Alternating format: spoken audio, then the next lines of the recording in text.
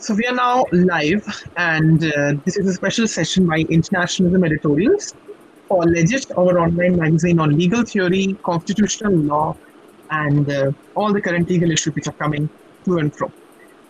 So for this special interview session, I will now pass the baton to Baldeep Singhal and Vaibhav Dwivedi, who will interview our guest today.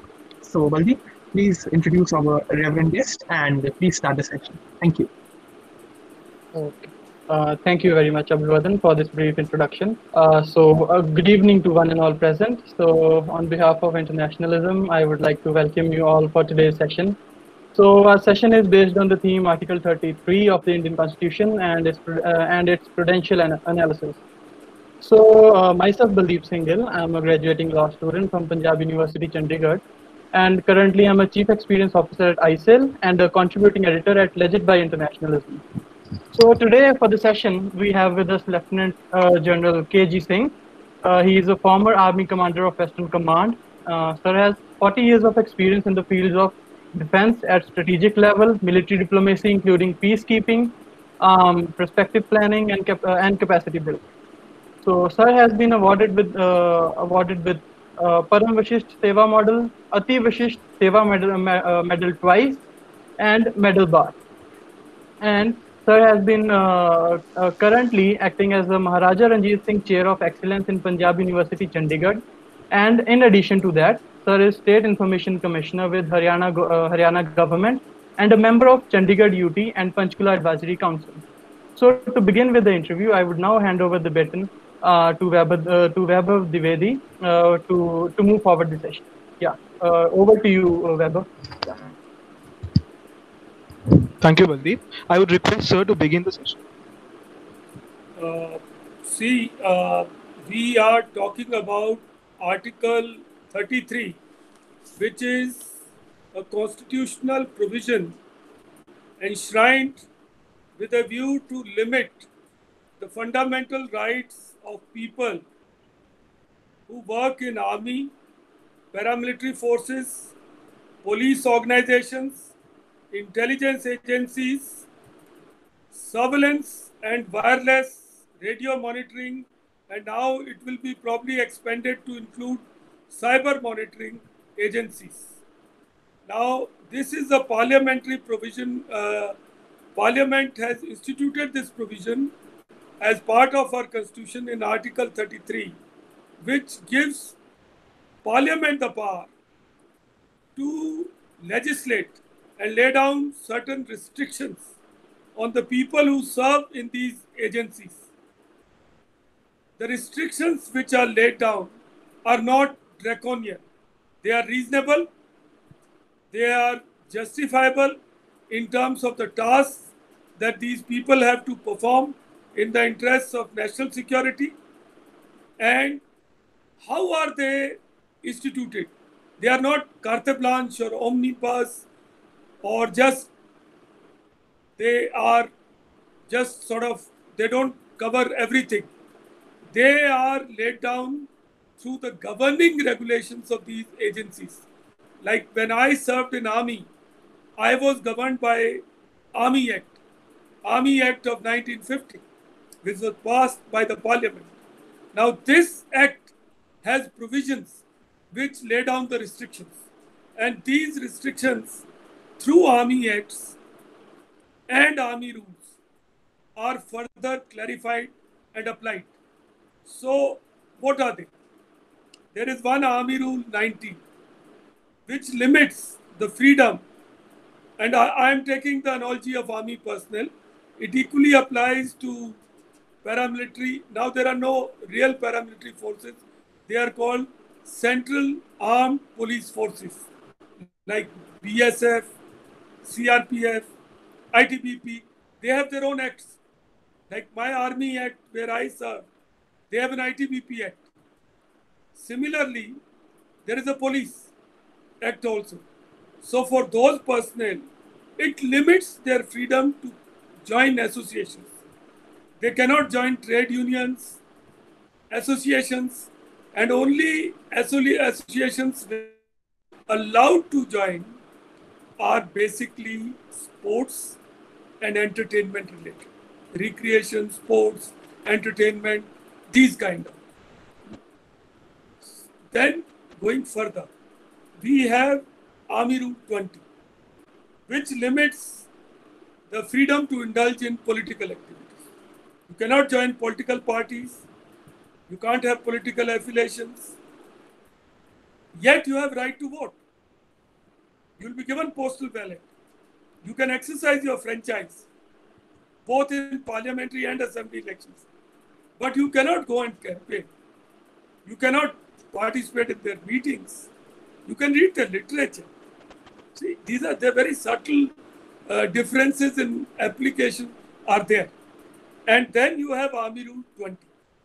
Now, what does Army Rule 20 do? 21, sorry. I told you 19 is about limiting you to join associations related to sports, recreation, entertainment. Like 20 bars you from affiliating yourself politically or joining political activities, campaigns, rallies, and all this. And now a very important Army rule is 21. 21 has got two parts really. One part tells you that you can't publish articles or write for journals and all.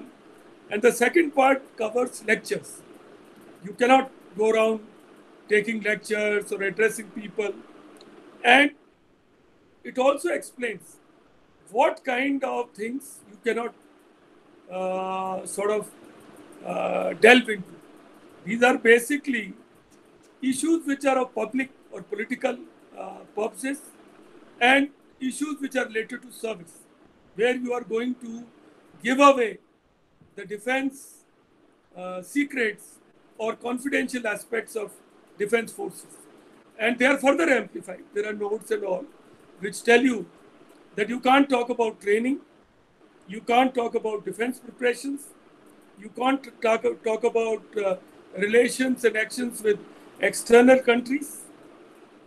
Yet, see, that's why I say they are reasonable. It's not as if you can't do it totally. You can do it in case there is a caveat. In case you take the permission of central government. Like army, suppose you take a permission that you want to take part in this webinar, they'll permit you. If it is reasonable, they'll screen it out. So it's a filter. And why these filters and all are there? Because a lot of army officers, they do their PhD. The current CDS had done his PhD. He published a book also. Now he would have to get his royalty. So central government will have to give permission. While his subject would be very benign, not giving away defense secrets, but receiving royalty itself impinges on your pay, allowances, and your financial conditions, which are governed. You can't receive remunerations without permission of central government. So that's why these filters are applied. And it doesn't bar you totally, like I told you. You can take central government permission. When I was in service, as army commander, I addressed press conferences. I was allowed, I was permitted. I addressed a press conference on Pathankot incident. I knew where to stop. Every investiture parade, I had to address a press conference. So, like, people are designated. There is an officer called as Additional Director General Public Information. He's the spokesperson of the army. So he's empowered, he's given that permission. So the laws have those caveats and clauses. You can, and suppose an individual has a grievance. So you can reach out to central government, you can go to Armed Forces Tribunal, you can file a petition. So all that happens. So while prima facie it may appear to be draconian, but it is, in my perception, a reasonable restriction. And this is not only unique to Indian Army. Armies all over the world have such provisions. If you follow the media reports currently, USA is caught in a huge big controversy. Unlike India, USA has got a greater amount of freedoms. Yet, they are barred. They have equal or if not equal, similar kind of restrictions.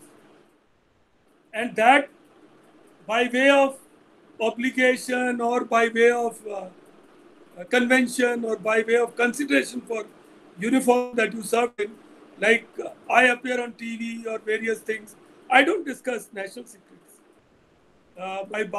My cooling off period is over. But then that is a sense of responsibility that you acquire. And currently the controversy is going on that General Mattis, who was earlier the defense secretary with Trump, he came out very strong. He said that civilian spaces, like Trump had described them as battle spaces, he said they cannot be called battle spaces. And the army should not be applied over there. If somebody has to be applied, it has to be National Guards. That was his viewpoint. Similarly, General Milley, who was walking in uniform with him, later went and said he regretted that. So American system is little more free. I have heard in debates and seminars serving American generals saying that I don't agree with this policy of United States. But if I am ordered, I will execute it. There was also a case recently that the commander of nuclear forces, strategic forces of America, he made a statement that if he is ordered to do anything irrational, which he considers irrational, then he will apply the test of American Constitution. And he will defer to that, thereby implying that he will not blindly follow the orders of Supreme Commander. It's a very contentious issue. Legally, what is right is still being debated. So these are issues. With these opening remarks, let me now throw the house open to people to ask their questions. And if we have some interaction, and if you ask questions, it'll become a little more interesting. But while it is not part of Article 33, allow me to tell you that while armed forces personnel willingly give up their fundamental rights, it is often human rights agencies who forget that they are also human beings. They also have human rights. So for terrorists to indulge in reprehensible activities against armed forces families and people who are in civilian dresses, doing some non-armed forces work, non-official work, totally civilian kind of activity in a shopping center, in an army cantonment, and to fire at them, they don't take up those issues. So you are budding lawyers, you're jurists, you must look at this, that human rights apply to every human being. So why shouldn't the people who give up their fundamental rights also be entitled to be judged on the same parameters? So with this, let me throw the floor and house open. And if there are any questions, I'll try and answer them.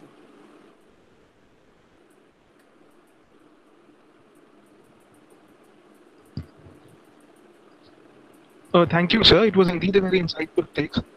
So I'll be starting with the first question. The first question is, how do you see military laws to be different from laws in other statute books? Military laws are very different.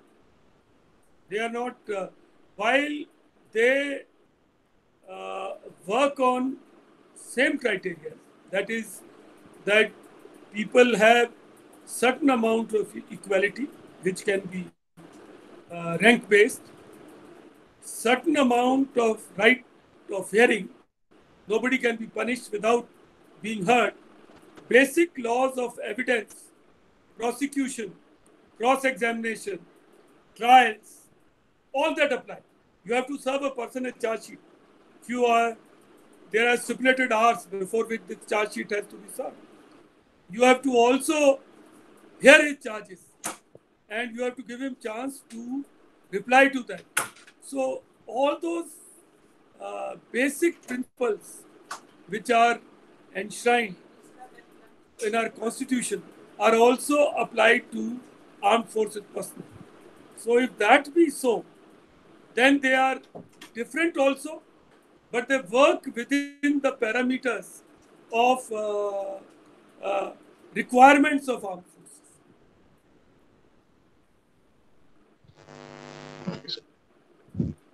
So here's the second question. The second question is, do you think that the legislature needs to have a wider consultation with military experts while drafting laws for the military? Yeah, any amount of consultation is less. If you make it more participative, more consultative, you will always be able to refine the system. So, consultation should be widespread. You can make it more widespread, good idea. You can take help of people who, अगर आपको वो चाहिए plug वगैरह. Sorry, there was some other person, so I had to butt in with him for 1 minute. So you, if you take help of people who have served in the judicial cadres of armed forces, which is called Judge and Advocate General branch, if you carry out consultations with commanders who have worked earlier, then it becomes much better. That is possible, and it should be done. Why should it be done? Thank you, sir. Now I request Baldeep to take the other two questions. Thank you very much, Pepper. So, sir, it was like the answers were indeed insightful. So, sir, moving on with the session. So, in relation to Article 33 of the Indian Constitution, sir. So, how do you see the provisions of Article 33 as an exception to the fundamental rights itself? Like, do you see them as indelible? Like, sir, we would like to know your personal views on this. See, they are a necessary functional requirement. So, like I told you, there are caveats. If there is a crying need for somebody, or if there is a requirement of the system for somebody to publish an article on a particular issue, he can seek permission. But when you sign up for armed forces, you have to understand, suppose I am tasked to do wireless monitoring of certain enemy agencies and enemy sources. So then should I be allowed to write on this? Is it fair? Is it correct? Will national secrets not be compromised? Then how will the next generation of people who deal with certain subjects, how will they have this kind of immunity? Is it possible? So it is important. You can't just wish it away.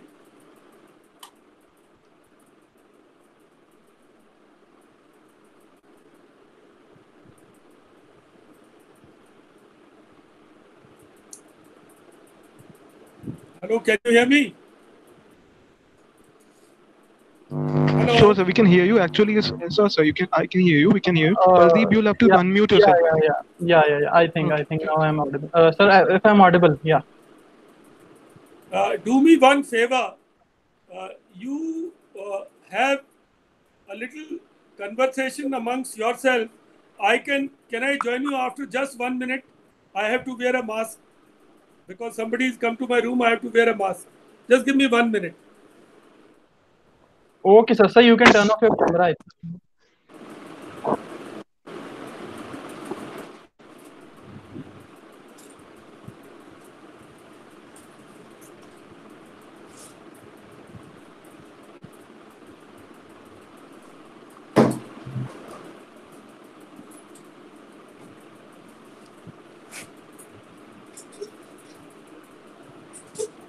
Yeah, I am okay. Go ahead. I'm back.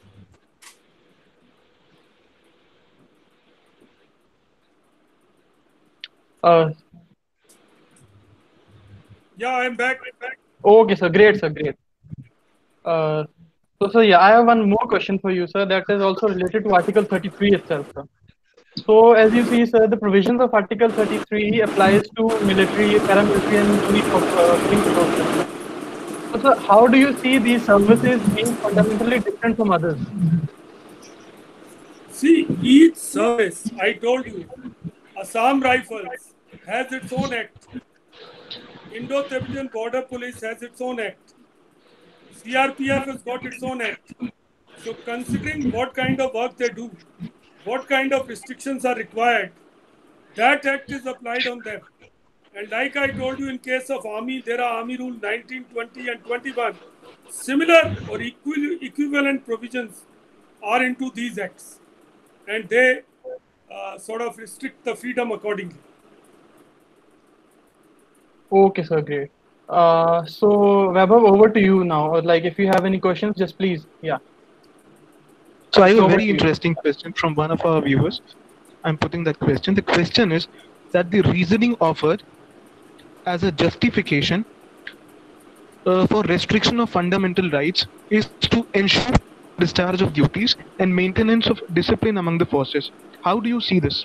And how does one understand this?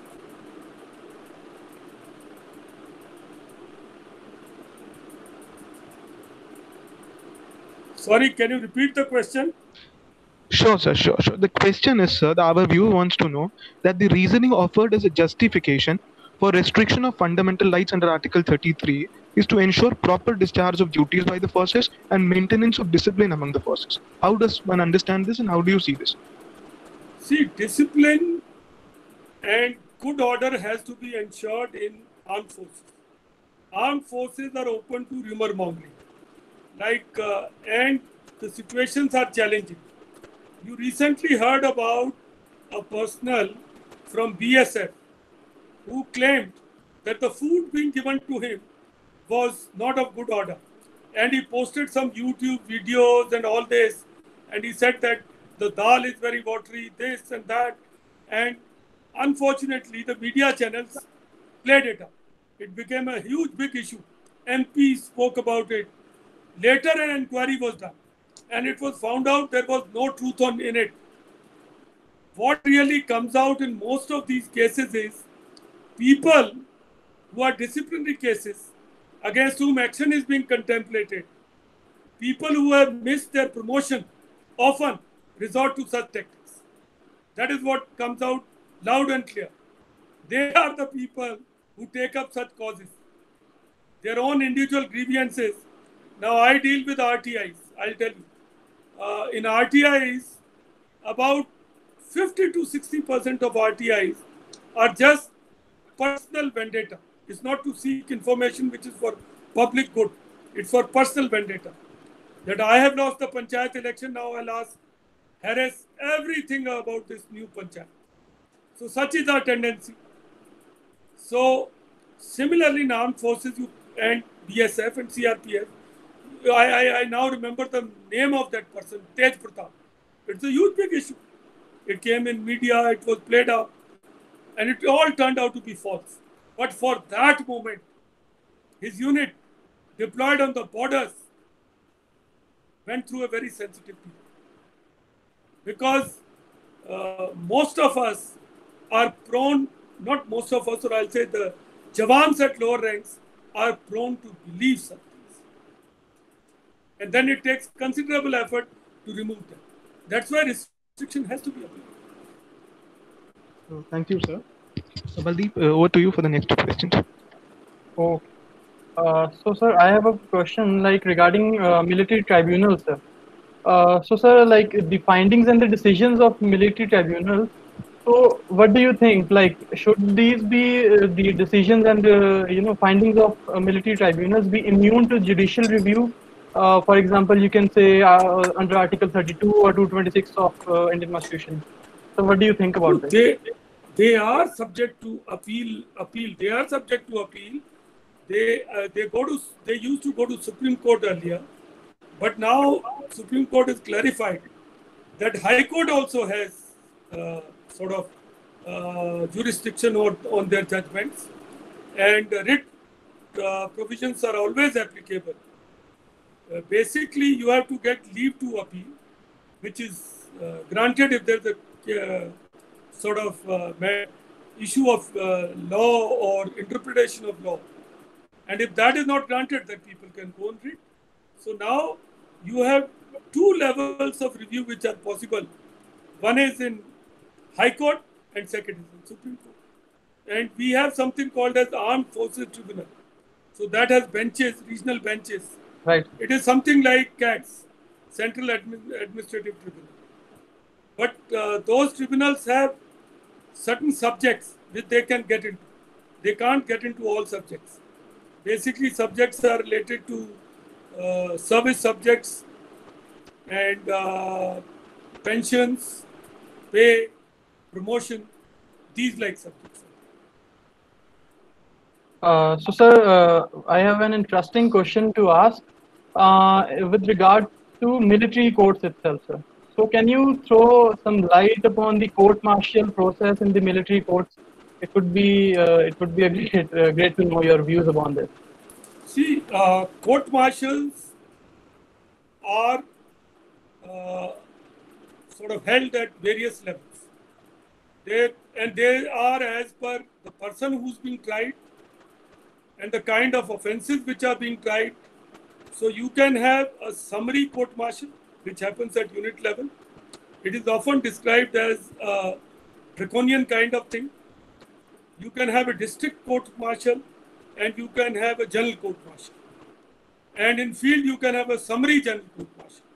So in field, you can have a summary general court-martial. But in peace areas, you have a summary court-martial, which is at unit level, where the law is swift.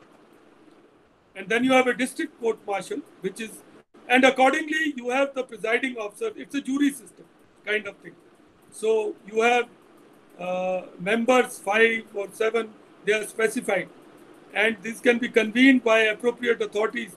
General court-martial can be convened by an army commander. You have to have a warrant which is given to you to convene that. District court-martial can be convened by a corps commander. And accordingly, it can be headed by a brigadier. Here it has to be headed by a major. And it also depends on rank of the accused. If the accused is lieutenant general, then you will have to have accordingly the presiding and the members who have to be senior to him. Then you have the judge advocate general on the helping the prosecution. There is a prosecutor, he acts, and then a judge advocate general, helps the bench, which is there. And there is a prosecutor who's appointed, who could be from judge advocate general branch. And there is a defense which is detailed.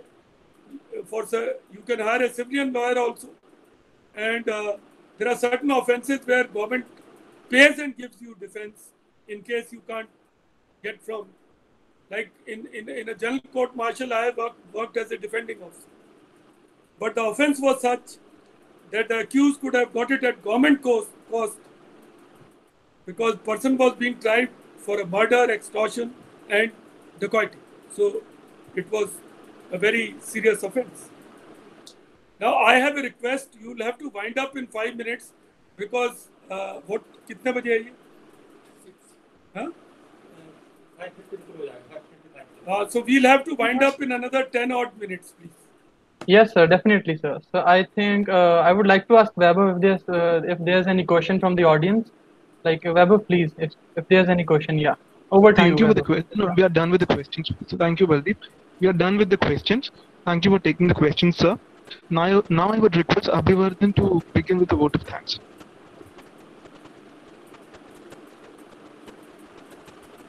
Abhivardhan, over to you. Thank you, Vaibhav. So, really thanks, sir, for his interview session.